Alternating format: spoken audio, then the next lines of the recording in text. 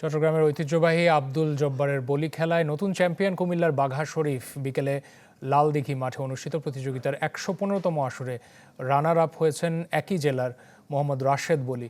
ফাইনালে প্রায় ১০ মিনিট লড়াইয়ের পর রাশেদ স্বেচ্ছায় হার মানেন শরীফের কাছে। হাজারো মানুষের উল্লাসের মাঝে দুই বলির হাড্ডাহাড্ডি লড়াই, যেন কেউ কাউকে না ছাড়ার পণ করেই নেমেছেন মল্লযুদ্ধে। চট্টগ্রামের ঐতিহ্যবাহী আব্দুল জব্বারের বলি খেলার ফাইনালে দুই প্রতিদ্বন্দ্বী কুমিল্লার রাশেদ বলি আর বাঘা শরীফ দুজনের শ্বাসরুদ্ধকর লড়াইয়ের এক পর্যায়ে স্বেচ্ছায় হার মেনে নেন রাশেদ। এতেই ১১৫তম আসরের মুকুট পড়েন বাঘা শরীফ। উনি আমার ৮-১০ বছর আগে থেকে খেলে, এই জন্য উনি আমার সিনিয়র, আমি এই জন্য ওনাকে জয় করে দিয়েছি।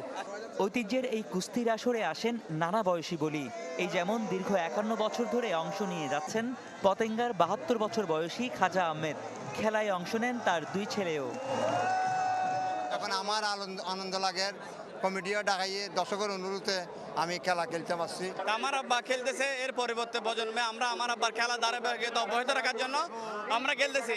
এর আগে বাদ্যের তালে তালে নেচে লালদিঘির বালির টার্ফে শক্তিমত্তার জানান দিতে আসেন দেশের নানা প্রান্তের শতাধিক বলি। খেলাটাকে ভালোবাসি বিধায় এই জব্বার বলি খেলাতে আসা। খেলা আমাদের অনেক ভালো লাগে, মানে আমার নানা খেলছে, আমার মামা খেলছে, আমারও খেলতে ভালো লাগে। বলি খেলাটা খুব ঐতিহ্যবাহী খেলা, এটাতে অংশগ্রহণ করতে খুব ভালো লাগে। তীব্র তাপদাহের মধ্যেও খেলা দেখতে হাজির হন হাজারো মানুষ। মেতে ওঠেন ঐতিহাসিক এই খেলার আনন্দে।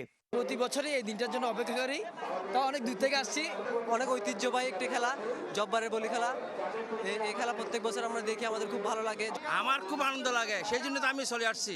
ব্রিটিশ বিরোধী আন্দোলনে যুব সমাজকে উদ্বুদ্ধ করার লক্ষ্যে ১৯০৯ সালে শুরু হয় এই কুস্তির আসর, যাকে ঘিরে বসেছে ৩ দিনের লোকজ মেলা।